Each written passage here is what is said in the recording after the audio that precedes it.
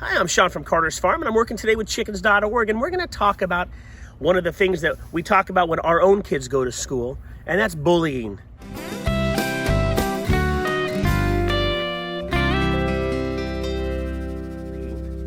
Chickens are natural predators of things that are weaker than them. Bugs, scorpions, roaches, beetles, anything that they can get their beak on, they are actually going to try to beat up and eat.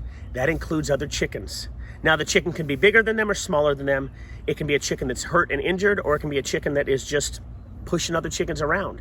They can gang up on them, and actually, once your chicken starts to get a sore or a wound, chickens instinctively will try to get and attack that one piece. And you will have a chicken that goes from healthy to dead very quickly, because chickens are very, very rough on each other. The animal kingdom in general is very hard. So when you first see signs of bullying, it's not gonna be chasing each other around, because that's gonna happen instinctively, where there's a natural pecking order that we have to appreciate for chickens. They're gonna have certain things that they are going to be, I'm the top dog and you're not. And they'll fall into that role, no problem. That doesn't necessarily mean they're being bullied. Bullying is when we start to see blood.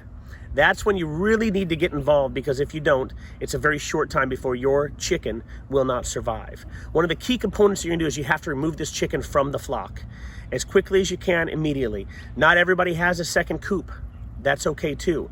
You have to find a spot where you can put them aside and let them heal, because unless they're healed, if there's blood showing at all, or scabs, or bare skin even, that is an opportunity for those chickens to instinctively bully. It's not that they hate this other chicken, it's just they see it as another food item, and in the wild, that's how it would go down. So we have to do our part to basically take care of that. There are different things that you can put on a chicken to stop the other chickens from going. There are antibiotics, and there are treatments, antiseptic, that you can spray on there and utilize, and we'll talk about that in future videos that we come through.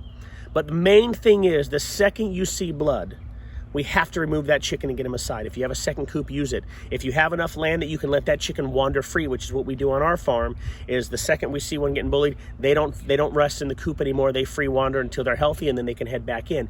And it doesn't mean they're gonna get bullied again.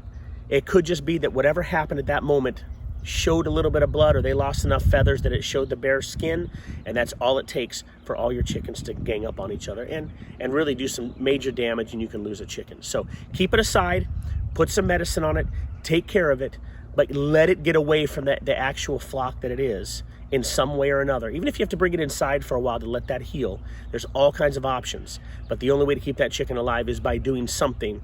You can't just let it handle it on its own, because it will not work.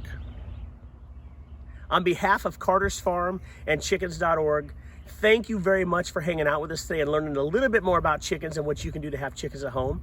And don't forget to send us your videos right here that you have of your chickens. We'll post them if they make the cut, and we want to see what you have going on your farm.